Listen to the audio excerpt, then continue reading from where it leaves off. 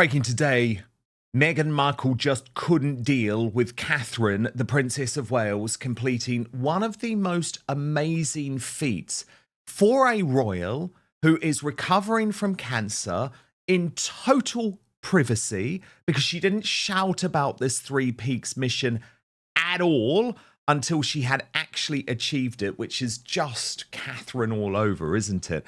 And so what did Meghan do? Rather than just thinking, I'm going to let the Princess of Wales have this moment, she decided to launch a new product, send out a summer entertainment email, and show off some of her work on MasterChef Australia. But of course, actually, none of it mattered, because it paled into insignificance compared to the way that Catherine was able to prove that she is able to give something back in a way that is just so genuine and really matters, actually. Now, I am going to have a bit of fun with this today too, because I was reminded over the weekend how Meghan Markle hikes. She's happy to go up there, but she hence going down there. We don't have that much farther to go. More? Now, let's just compare that to Catherine for one moment.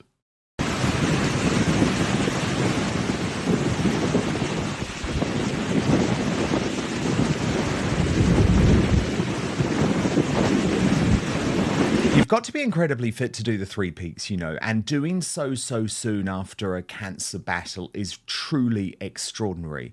But I think the thing that touched me most, and I have to be honest, there was a tear to the eye, was the beautiful footage that emerged of Catherine on the trek from members of the public. British royalty put it this way: tired from the trail, yet her first instinct was to encourage another. That's our Catherine.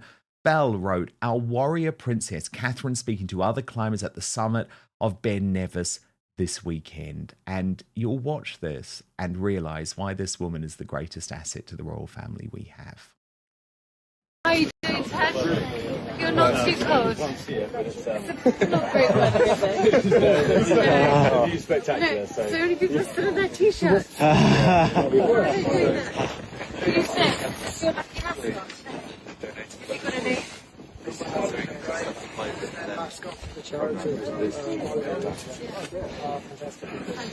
And have you been up here before? Never. It's your first time. Well, it's such a shame you can't see any of the news or anything. Yeah? You're in a cloud, Ted, aren't you? Yeah, exactly. In a cloud. I'm so impressed with nearly to the second week. Yeah? Super well done, you. We'll be cheering you on. Hopefully we'll see you on Snowdon again. Yeah. Good luck, everyone. That's our future queen. As Prince William's jaw put it, I love the fact people didn't recognise her. She got out of the way of those descending, which is the right etiquette. She didn't have an army of obvious guards with her. She carried her own pack and didn't make it obvious. Princess Catherine is in a class all by herself.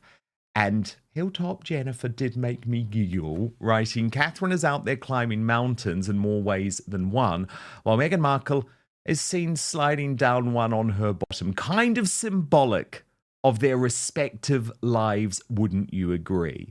And I do think it was, because we know how Meghan is so conscious of who is covering what. And for her to, at the moment that we were all being blown away by Catherine's skill and bravery, launch a new product, a coming soon moment for was never, was just so predictable. As Harry, Meghan Spare put it, of course, right on cue, she couldn't stand the fact that Catherine just completed Britain's National Three Peaks Challenge, a 23-mile hiking challenge, something Meghan could never do. So what does she do? She announces a new product drop. What a twat. And there was the obligatory email send out too at the exact moment where she said, summer entertaining has a way of feeling a little lighter. Well, not if you're the British royal family or your charities, Meghan, trying to deal with your absolute nightmare of a visit to the UK.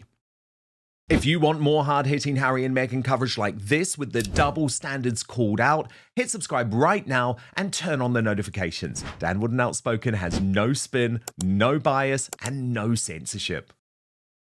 At that moment, too, the royal grift posted previously unseen footage from Markle on MasterChef that Channel 10 in Australia are teasing for later in the series. Oh, it's cringe. Watch. Rubbing my temples because I can't understand how this is so good. Here we go. I am rubbing my temples because I can't understand how this is so good. Oh, good Lord. As the royal grift put it, I have a feeling the comedy relief will be next level when this episode of MasterChef Australia eventually airs. Now, Catherine's challenge was truly incredible. By the way, let me just show you actually what it involves to climb the 3 peaks, because you have to be so physically fit to do so. And for Catherine, this is something that meant a huge amount to her, given that she knew that there was going to need to be significant physical recovery from her cancer treatment if she was going to take on such a feat. What I particularly love about it too is that she didn't tell anyone that she was doing this. There would have had to be a huge amount of training going on. And I think it shows the respect that she has both for the process and herself, but also why she's doing it. And her announcement as to those reasons is pure Catherine.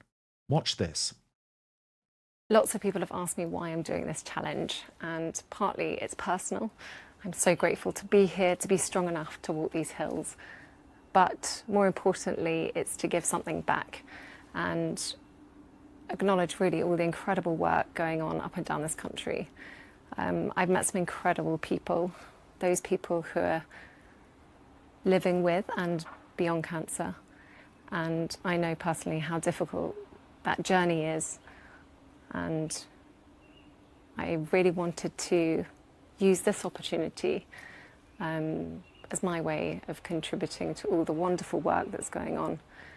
And in particular, to support the Royal Marsden Cancer Charity, an organisation very dear to me, but who do extraordinary work supporting those living with and beyond the disease.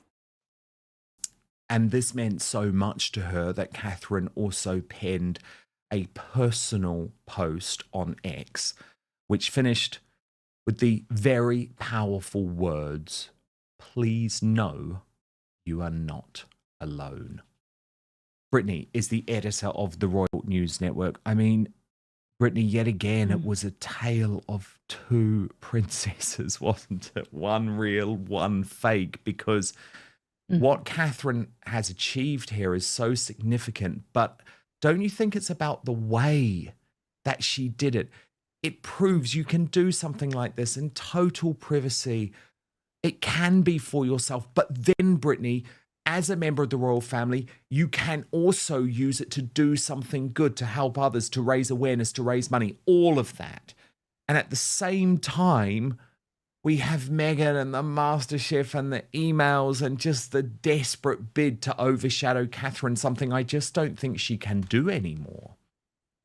No, Dan, when it comes to this achievement, I think it's incredible to see what Catherine has done here and how she is able to, yes, she lives a very public life, but there's also an aspect of her life that is still quite private that she's able to keep, that she has the confidence of friends and families, that she can share with them things that they don't share with others. And so she has been able to achieve, I think, this remarkable athletic feat. It is a sign of her continued recovery. I think it's something that was helpful for her mental health, of course, as well, to remind herself of her strength despite the challenges I'm sure she had during her cancer treatments. And so it was just so exciting to see this grand achievement of Catherine, something of substance. And then you have the shallow, vain, and vapid Meghan Markle, who doesn't really accomplish anything, is contrived as heck, and desperately seems to be trying to compete without understanding that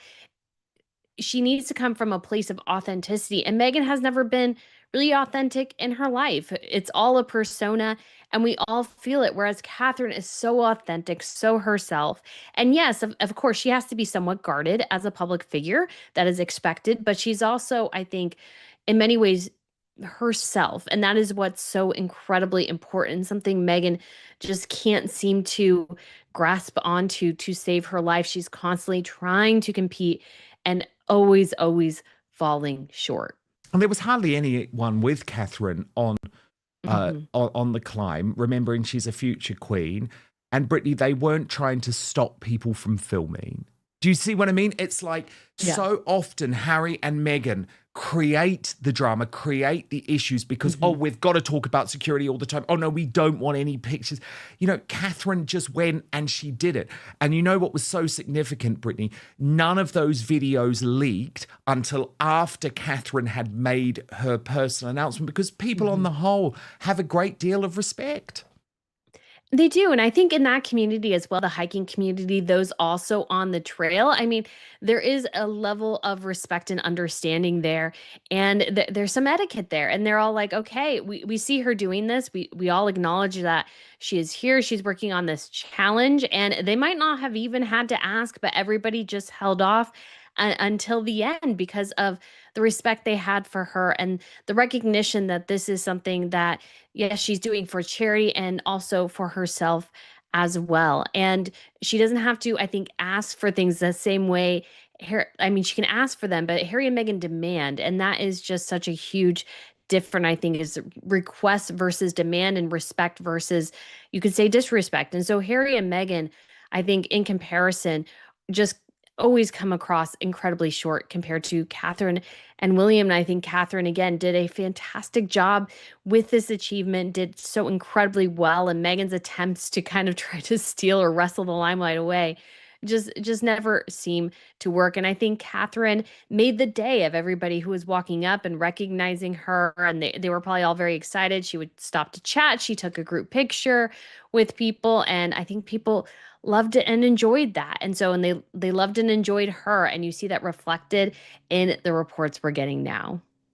I know. And Brittany, it's also obviously about the need to make money or not make money. And I think how the couples use, and I don't really like that word when it comes to Catherine and William, but I guess introduce their children to the public is so significant. And we saw over the weekend this great new picture with Catherine and George, and people were very taken, Brittany, because of course he's nearly as tall as his mother now.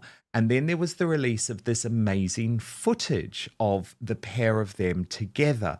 But Brittany, it was for such a great reason that they released this over the weekend. It was to mark Armed Forces Day.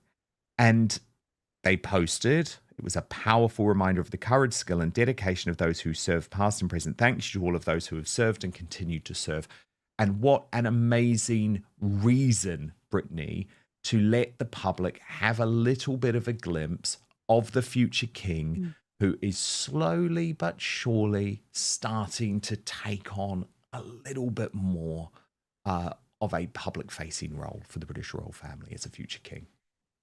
Yes, and I think George, Dan, is just such a critical component of the future of the monarchy. It's so great to see him out and about, and I believe he does really like, I think, model airplanes and stuff from this era, because if you remember correctly, during the World War II luncheon, he was asking a lot of questions, apparently, of the veterans about the war and the aircraft and these sorts of things. And so I think pairing that connection there is just so sweet to see that George is getting more engaged and doing more things, because Catherine and William, understandably, given the massive spotlight on the British royals, are definitely trying to guard their children's privacy as best as possible. But it's also almost shocking because George looks very much grown up there next to his mom. And so it's just, you're just watching him grow up, and he's becoming this very much future king in waiting. And so soon he'll be heading off to Eton. And so we will see George continue to grow into this role. And so hopefully we will see him more and more, but I can't wait. I thought that was a great engagement and great to see Catherine and William doing something so special together. Yeah, it really was. And Brittany, we continue to see this security drama around Harry and Meghan and the trip really spiraled to the point where I think the journalists who are taking seriously what Harry and Meghan say are also looking really stupid. So, like, we've just had a new quote, on the record quote, from a spokesperson for Harry, reported by The Sun.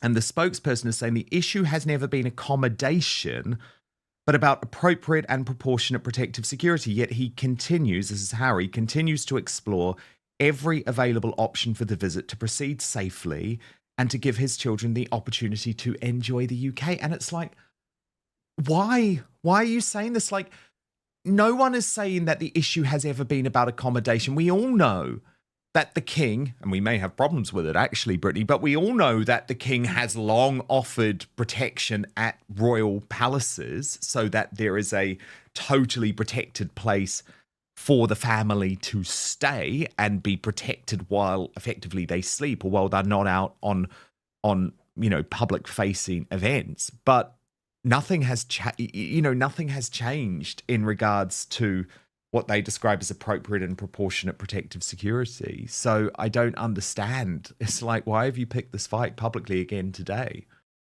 But first, we've been told our whole lives that wrinkle creams were the easiest way to look younger. Now, one doctor says that's nothing but old news. According to Dr. John Lake, the world-renowned Beverly Hills beauty expert, most wrinkle fixes on the market are nothing but glorified moisturizers.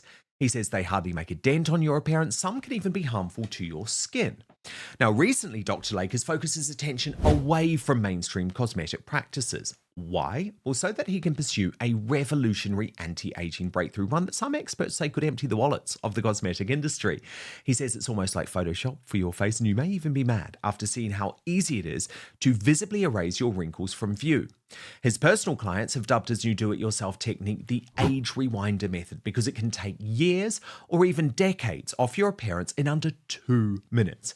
In light of this amazing breakthrough, Dr. Lake has released a step-by-step video to the public, free and uninterrupted, where he outlines exactly how to use this simple solution from home. And he says if it even helps one person look younger or feel more confident, he will be thrilled knowing he helped. The video has since gone viral. At first, it was shared by users on Facebook, but since then, it's racked up over 2.3 million views and counting. So far, the comments and feedback have been outstanding, with thousands of women reporting they look decades younger. One viewer commented, "Best results of anything I've used. I can't believe how well this works. I'll never stop using this. I don't understand how it works, but the results are great. Thank you." So you can find out more about this yourself right now. Go to bhmd1.com/outspoken or click on the link in the description box below.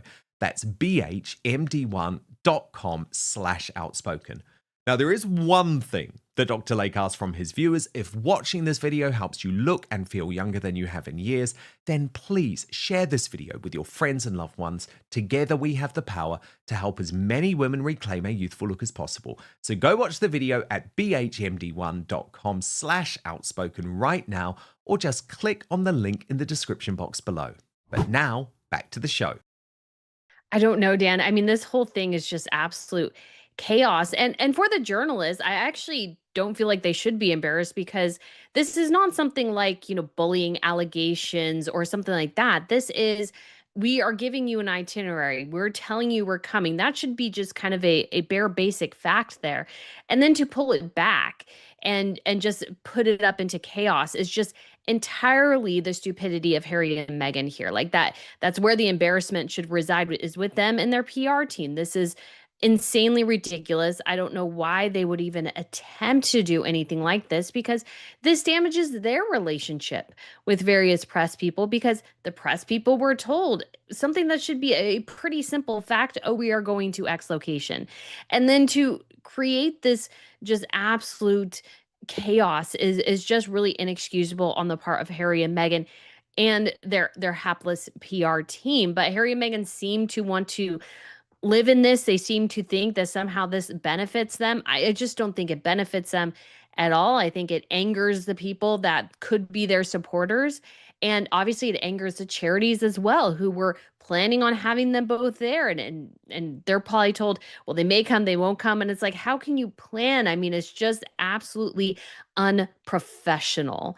And it just reflects so badly on Harry and Meghan and their team. And it was inexcusable for them to announce anything and then to roll it back. It's just absolutely inexcusable and unprofessional.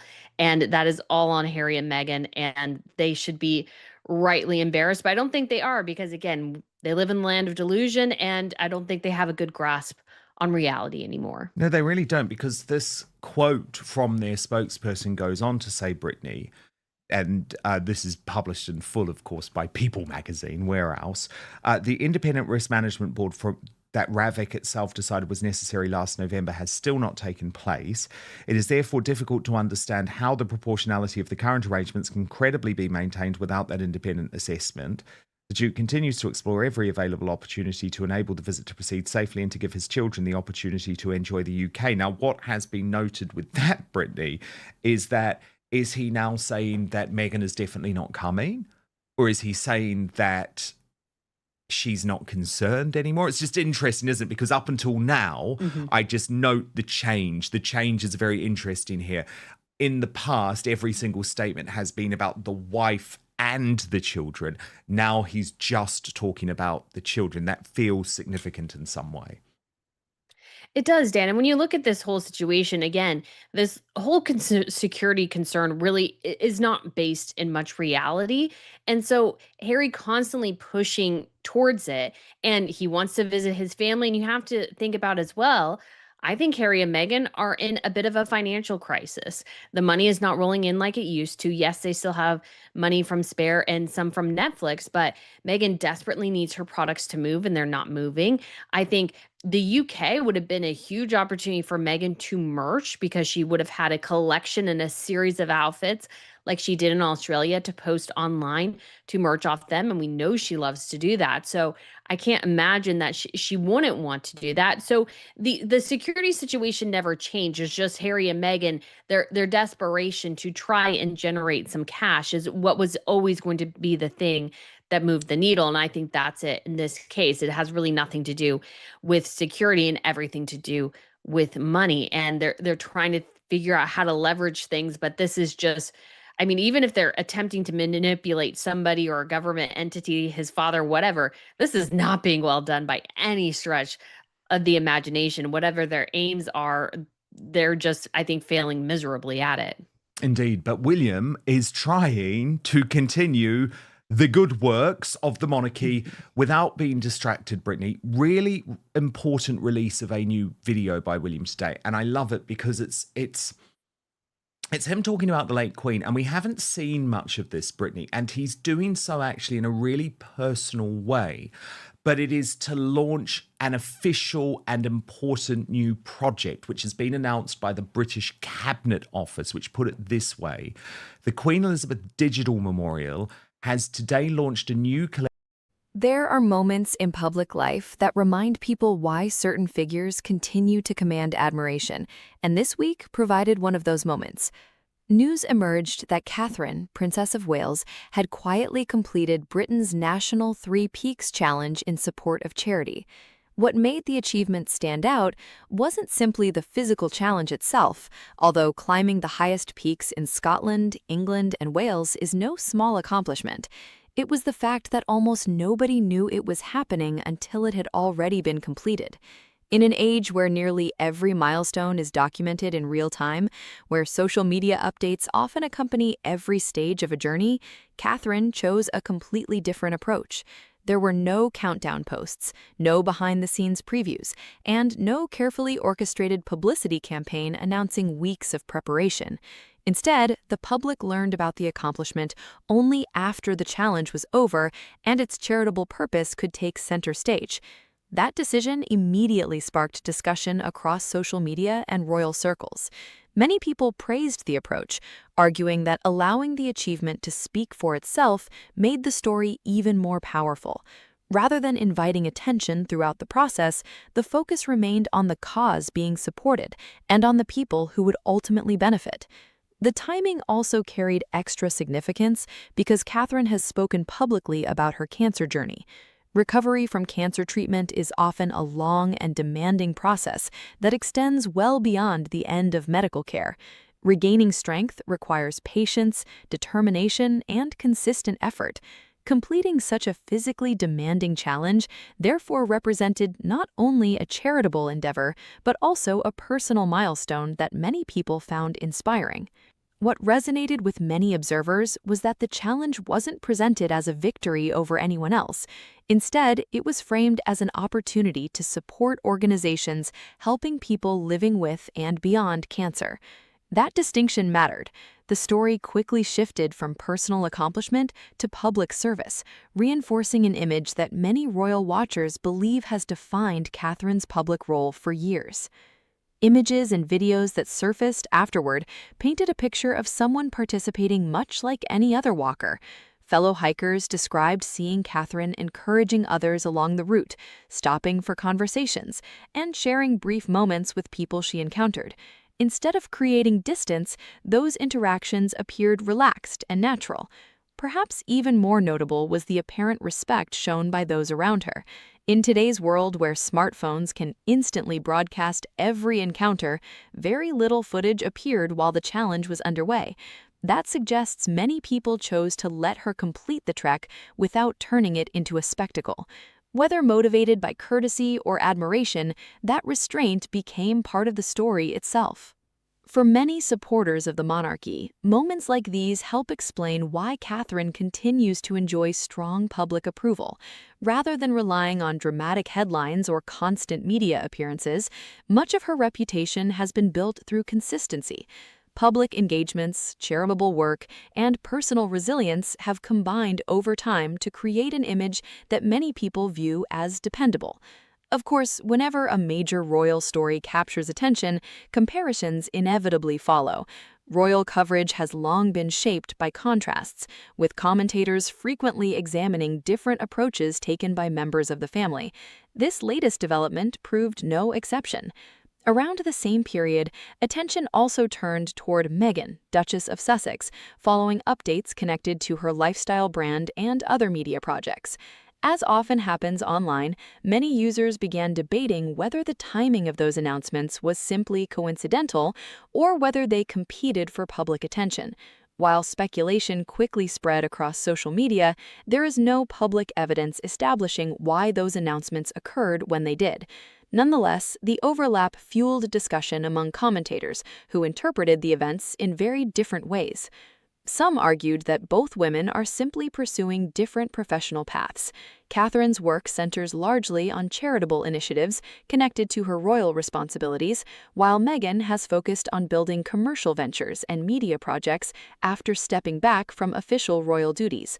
From that perspective, comparisons may say more about public expectations than about the women themselves. Others, however, viewed the contrast differently. They pointed to the difference between a charitable endurance challenge and commercial product announcements, suggesting the two approaches naturally generated different public reactions. Whether one agrees with that assessment or not, the discussion highlighted how closely every move involving senior royals and former working royals continues to be scrutinized. The broader picture is perhaps even more interesting than the comparisons themselves. Modern public figures face constant pressure to remain visible. Social media rewards frequent updates, immediate reactions, and continuous engagement. Against that backdrop, choosing silence until a project has been completed becomes unusual enough to attract attention on its own. That may explain why Catherine's challenge generated such widespread interest. It wasn't merely the achievement, it was the method. By revealing the accomplishment only after it was finished, the story emphasized preparation, perseverance, and purpose, instead of anticipation. Her accompanying message reinforced that impression. Rather than focusing exclusively on the physical feat, she highlighted the work of cancer charities and acknowledged the experiences of people living with and beyond the disease. For many readers, those words carried particular weight because they reflected experiences she has openly discussed herself. That combination of personal experience and public advocacy often creates a stronger emotional connection than statistics alone. Someone speaking from lived experience can draw attention to a cause in a way that feels especially meaningful to supporters. Whether one follows the royal family closely or not, it's understandable why the story resonated with many people who have faced cancer directly or through loved ones. The challenge also served as a reminder that recovery is rarely a straight line. Milestones look different for everyone. For some, simply returning to everyday routines is a significant accomplishment.